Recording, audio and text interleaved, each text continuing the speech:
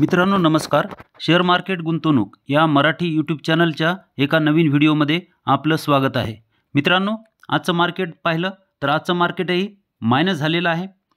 Sensex हा 313 अंकांनी minus झालेला आहे आणि तो 71,186 वर बंद झालेला आहे. निफ्टी 50 109 अंकांनी मायनस झाला आणि 21,462 अंकावर तो बंद झालेला आहे. वाढणारे स्टॉक आणि पडणारे स्टॉक जर पाहिले तर वाढणारे स्टॉक 1002 तर पडणारे स्टॉक 1133 होते. आज मार्केटमध्ये तिसरा दिवस आहे की मार्केट हे पडत आहे आणि जवळपास 64,000 करोड हे लोकांचे हे मायनस झालेले आपल्याला पाहायला मिळत आहेत. पॉलिकॅप आज खाली 4,000 पर्यंत आला होता, पण कालची त्याची जी क्लोजिंग आहे तिथंच त्यानं क्लोजिंग दिलेली आहे. इथं खाली सकाळी तो 4,000 पर्यंत आला होता. जोपर्यंत तो 4,500 वर जात नाही तोपर्यंत त्याची खाली येण्याची शक्यता ही जास्त आहे. 4,500 वर त्यानं क्लोजिंग दिली तरच तो वर जाऊ शकतो. आज LTI माइंट्रीमध्ये 10.75% आपल्याला घसरण झालेली दिसते. 675 अंक तो मायनस झालेला आहे. याचे रिझल्ट खराब आले होते त्यामुळे दुसऱ्याही कंपन्या मायनस झाल्यात. नियोजन केमिकलही पडलेली आहे 4.42%. हॅपीएस्ट माइंडही पडली 4.50%. LTTS पडली 2.22%. इजमायट्रिपही 1.17% पडलेली आहे. ही आता 45 वर आलेली आहे, सपोर्टवर आलेली आहे. तुम्ही बघू शकता 45.45 वरती बंद झालेली आहे. 45ला तिला सपोर्ट आहे. तिथून जर खाली आली तर ती 40 पर्यंत खाली येऊ शकते. ॲस्ट्रल आज वाढलेला आहे. काल 1750चा त्यानं सपोर्ट घेतला होता. आजही 1739 पर्यंत तो खाली आला होता व आता तो 1.07% वाढलेला आहे आणि त्याचं 1794 ही क्लोजिंग आहे. मित्रांनो मार्केट हे कधी रॉकेटसारखं कंटिन्यू हे वर जाणार नाही. ते कधी वरही जाईल तर कधी खालीही पडेल. त्याबरोबर बऱ्याच कंपन्या खाली पडतात आणि वरही जात राहतात. तर एक लॉंग टर्म गुंतवणूकदार, दीर्घकाळासाठी गुंतवणूक करणारा जो माणूस आहे तो यामध्ये संधी पाहत असतो. ज्यावेळेस तो मार्केट खाली पडेल तर त्याच्या पोर्टफोलिओमध्ये असलेल्या ज्या कंपन्या आहेत त्या कंपन्यामध्ये तो गुंतवणूक करण्याची संधी पाहत असतो. जर तुम्ही लॉंग टर्म गुंतवणूकदार नसाल आणि तुम्ही थोड्या काळासाठी म्हणजे 4-6 महिन्यासाठी, वर्षासाठी आला असाल, कारण लॉंग टर्म गुंतवणूकदार म्हणजे काय, कमीत कमी 3 वर्ष तरी तुम्ही मार्केटमध्ये टिकलं पाहिजे. 3 वर्षाच्या पुढं जो राहतो तोच दीर्घकाळ गुंतवणूकदार म्हणता येईल. 3 वर्षाच्या आत जर तुम्ही शेअर घेऊन विकत असाल तर त्याला दीर्घकाळ गुंतवणूकदार म्हणता येणार नाही. तर तुम्हाला जर दीर्घकाळ गुंतवणूकदार व्हायचा असेल तर असाच पैसा तुम्ही मार्केटमध्ये लावला पाहिजे की तो कमीत कमी 3-4-5 वर्षापर्यंत तुम्हाला लागणार नाही. पुढच्या वर्षी लागेल, 6 महिन्यांना लागणार आहे, 2 वर्षांना लागणार आहे. तर तो पैसा तुम्ही मार्केटमध्ये जर तुम्हाला लावायचा असेल तर तुम्हाला अशा कंपन्या निवडावं लागतील की ज्या कंपन्या सपोर्टवर आहेत. सपोर्टवर त्या तुम्ही खरेदी करायच्या आणि रेजिस्टन्सला जेव्हा त्या जातील त्यावेळेस त्याच्यावर प्रॉफिट बुक करायचं. अशा कंपन्या तुम्हाला निवडावं लागतील. पण जर एक सफल गुंतवणूकदार व्हायचा असेल लॉंग टर्मचा, दीर्घकाळाचा, तर ते काय करतात की ज्यावेळेस मार्केट पडतंय त्यावेळेस ते अशा कंपन्यामध्ये गुंतवणूक करत असतात की ज्या दीर्घकाळासाठी त्यांना पोर्टफोलिओमध्ये ठेवायच्या असतात. मग अशा दीर्घकाळासाठी गुंतवणूक करणाऱ्या ज्या कंपन्या आहेत की त्या कंपन्याची चर्चा आपण रोज करत असतो. परंतु असेही गुंतवणूकदार जे आहेत शेअर मार्केटमध्ये की जे शेअर मार्केटमधून त्यांनी करोडो रुपये कमवले, ती ह्या क्षेत्रातली जी मोठी मंडळी आहे त्यांचे अनुभव जर मी ऐकले तर मला त्याचा अजून फायदा होऊ शकतो. ह्या दीर्घकाळाच्या गुंतवणुकीसाठी मला त्यांचा फायदा होऊ शकतो. कारण त्यांचे जे अनुभव आहेत त्या अनुभवावरून जर मी शिकण्याचा प्रयत्न केला तर माझ्या चुका ह्या होणार नाहीत. कारण जर माझ्या चुका होत असतील तर त्या चुका इतक्या जर झाल्या की माझ्याजवळचा जर पैसा संपत असेल तर मी इथं टिकू शकणार नाही. कारण आपल्याकडे काही करोडो रुपये नाहीत की ज्यातून आपण 5-10 लाख गेले तरी आपल्याला काही फरक पडणार नाही असं नाही. आपण वाचवलेला पैसा हा थोडा आहे व तो योग्य ठिकाणी गुंतवला पाहिजे व त्यातूनच आपलं लाईफ आपल्याला सेट करायचं आहे. म्हणून ही मार्केटमध्ये जी ही मोठी मंडळी जी सक्सेस झालेली आहे त्यांचे काय अनुभव आहेत हे आपण पाहिलं पाहिजे. त्याच्यामध्ये दमानीजी असतील, केडियाजी असतील, झुंझुनवालाजी असतील, हे सगळे जे लोक आहेत त्यांनी कसे पैसे कमवले, त्यांनी पोर्टफोलिओमध्ये कशा कंपन्या घेतल्या, तर हे आपण पाहिलं पाहिजे. कारण स्वतः चुका करून शिकण्यापेक्षा ह्या लोकांनी मार्केटमध्ये 20-25 वर्ष घालवलेले आहेत. त्यांनी या क्षेत्रात प्रत्येक परिस्थिती अनुभवली आहे. म्हणून हे लोक कसे शेअर निवडतात हे जर आपल्याला कळालं तर आपणही त्यांच्यासारखे सफल व स्मार्ट गुंतवणूकदार बनू शकतो. तर हे लोक काय करतात, तर हे लोक कंपनी निवडतेवेळी छोटी कंपनी निवडतात जिचं की मार्केट कॅप छोटा आहे अशी कंपनी निवडतात आणि ह्या कंपनीचं जे मॅनेजमेंट आहे ते मीडियम असलं पाहिजे असं ते निवडतात. आणि ह्या कंपनीची मॅनेजमेंटची जी महत्त्वाकांक्षा आहे ती लार्ज असली पाहिजे हे असं निवडतात. आणि ही कंपनी ज्या क्षेत्रात काम करते ते क्षेत्र एक्स्ट्रा लार्ज असलं पाहिजे.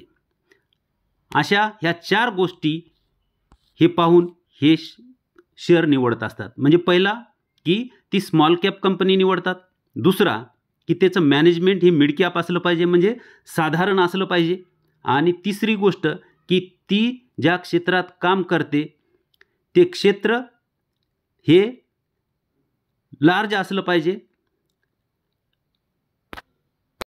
नाही, मॅनेजमेंटची महत्त्वाकांक्षा ही लार्ज असली पाहिजे आणि ती कंपनी ज्या क्षेत्रात काम करते ते क्षेत्र हे एक्स्ट्रा लार्ज असलं पाहिजे. अशा ह्या 4 गोष्टी जर ध्यानात ठेवल्या तर आपणही तशी कंपनी निवडू शकतो व आपणही एक सफल गुंतवणूकदार होऊ शकतो. आपणही आपल्या व्हिडिओच्या माध्यमातून अशाच कंपनीची चर्चा करत असतो व याचा फायदा घेऊन एक सफल व स्मार्ट गुंतवणूकदार बनण्याचा आपण प्रयत्न करत आहोत. आज आपण पिरॅमिड टेक्नोप्लास्ट ही कंपनी पाहणार आहोत. ही कंपनी स्मॉल आहे, छोटी आहे, म्हणूनच मी तुमच्यापुढे ही दाखवलेली आहे. या कंपनी काय करते बघा. ही कंपनी असे केमिकल कंपनीला लागणारे जे पॅकिंगसाठी जे लागणारं मटेरियल आहे ते ही कंपनी पुरवते.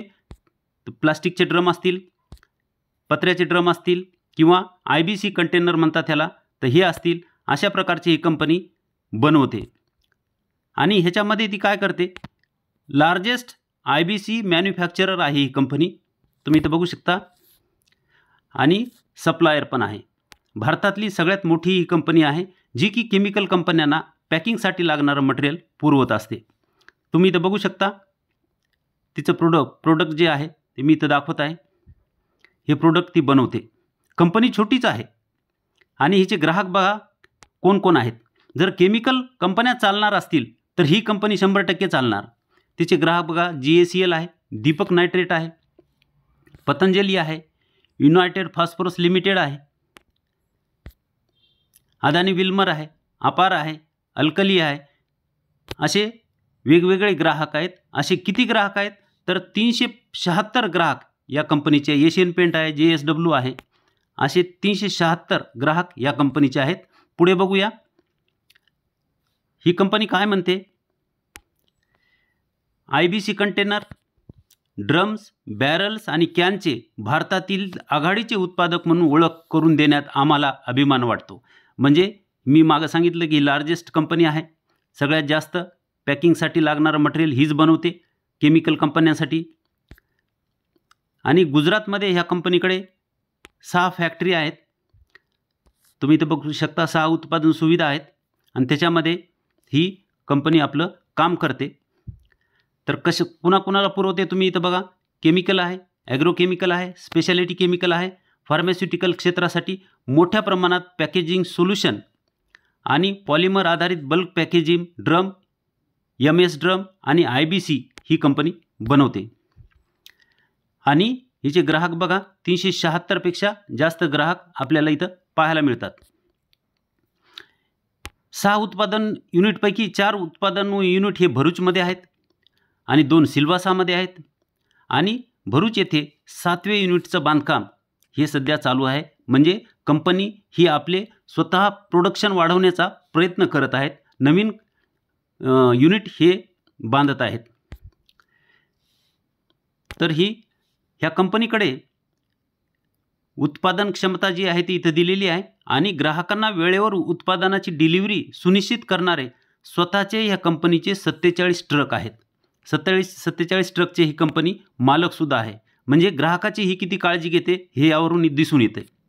या कंपनीचं मार्केट कॅप आपण बघूया. या कंपनीचं मार्केट कॅप जर पाहिलं तर 671 करोड आहे. छोटी कंपनी आहे. मी आता जे सांगितलं की हे मोठे लोक जे निवडतात ना, अशी छोटी कंपनी निवडतात. आणि केमिकल मिठापासून तर मोठमोठ्या फॅक्टरीपर्यंत कुठेही केमिकल आपल्याला लागतं आहे. तुमची जी पेन बनलेली आहे त्याच्यातसुद्धा केमिकल आहे. तुम्ही जे कपडे घालता त्याच्यातसुद्धा केमिकल आहे. तुम्ही घराला जे पेंट मारता त्याच्यातसुद्धा केमिकल आहे. लाकडी फर्निचर बनवता त्याच्यातसुद्धा केमिकल आहे. म्हणजे प्रत्येक क्षेत्रामध्ये केमिकल लागतं आहे. केमिकलशिवाय आज काहीही बनत नाही. तुम्ही आजारी पडले तर केमिकलच गोळ्या खाता. म्हणजे केमिकल हे लागणार आहे. आणि केमिकल जर लागणार असेल तर ही कंपनी त्यांना जे पॅकेजिंगसाठी लागणारं मटेरियल आहे ते जर देणार असेल तर ही कंपनी चालणार आहे. म्हणून ही कंपनी तेवढीच आवश्यक आहे. तुमचा हिचा पी बघा 21, एकदम पी छोटा आहे. म्हणजे ही कंपनी महाग नाही. हिचा पी जर 60-70 असता तर आपण महाग म्हणू शकलो असतो. पी एकदम कमी आहे, 21चाच आहे. ROC ROE बघा, ROC ROE जर पाहिले तर 30 आणि 34 आपल्याला पाहायला मिळत आहेत. त्याच्यानंतर ही कंपनी छोटी असूनही कर्जमुक्त असलेली आपल्याला पाहायला मिळत आहे. त्याच्यानंतर ह्या कंपनीचे सेल्स बघा. कंपनी नवीन लिस्ट झालेली आहे म्हणून सेल्स 2020 पासून दाखवलेले आहेत. 259 करोड आहेत. त्याच्यानंतर 314 करोड, 400 करोड आणि 480 करोड. म्हणजे सेल्स पण चांगले आहेत आणि सतत वाढलेले आपल्याला दिसत आहेत. त्याच्यानंतर OPM ह्या कंपनीचं बघूया. OPM 7% होतं तर ते आता 10% आलेलं आहे. OPM पण चांगलं आहे. त्याच्यानंतर नेट प्रॉफिट बघा कमी आहे. छोटी कंपनी असल्यामुळं 6 करोड आहे. 17 झालं, जवळपास तिप्पट झालं. 17चं 26 झालं आणि आता 32 झालेलं आहे. प्रॉफिटही चांगलं आहे. या कंपनीचे सेल्स ग्रोथ आणि प्रॉफिट ग्रोथ जर बघितली आपण तर सेल्स ग्रोथ पाहिली तर 3 वर्षाची 23 आहे आणि प्रॉफिट ग्रोथ जर पाहिली तर 3 वर्षाची 79 आहे. नवीन लिस्ट झालेली कंपनी आहे त्यामुळे 3 वर्षाची दाखविली. पुढे अपडेट केलेलं नाही आणि स्टॉक प्राईस CAGR तर अजून 1 वर्षही झालेलं नाही कंपनीला. त्यामुळे इथं काहीच दाखवलेलं नाही आहे. पुढे बघूया. प्रमोटर होल्डिंग जर पाहिली या कंपनीची तर प्रमोटर होल्डिंग 75%, जवळपास 75%. म्हणजे प्रमोटरला इतका विश्वास आहे. त्यांनी त्यांचे शेअर जे 75%चे त्यांना लिमिट असते तेवढे भरपूर ठेवलेले आहेत. आणि छोटी कंपनी असूनही FIIनं 2.44ची स्टेक घेतलेला आहे. DIIनं 3.58 घेतलेला आहे आणि पब्लिक 19.05 आपल्याला दिसत आहे. चार्ट बघा. चार्टवरून तुम्हाला लक्षात येईल ही कंपनी जिथं लिस्ट झाली होती 180ला, तुम्ही इथं बघू शकता. इथं 180ला ती लिस्ट झाली होती. तर तिथून थोडी खाली आली आणि 180चा पुन्हा रेजिस्टन्स तिनं फेस केला आणि पुन्हा इथं खाली आलेली तुम्हाला इथं पाहायला मिळते. पण इथून ती वर गेली होती. पण पुन्हा आता इथं बघू शकता तुम्ही 80चाच तिनं सपोर्ट घेतलेला आहे. आज बरोबर 180चा तिनं सपोर्ट घेतला आहे आणि 182वरती क्लोज झालेली आहे. म्हणून ही कंपनी सपोर्टवर आहे. इथून जर खाली आली तर 170 आणि 160पर्यंत येऊ शकते. येईल की नाही माहीत नाही. पण इथून जर वर गेली तर ह्या कंपनी चांगला पैसा बनवून देऊ शकते. मित्रांनो, व्हिडिओ जर चांगला वाटला तर लाईक करा, सबस्क्राईब करा व शेअर करायला विसरू नका. धन्यवाद.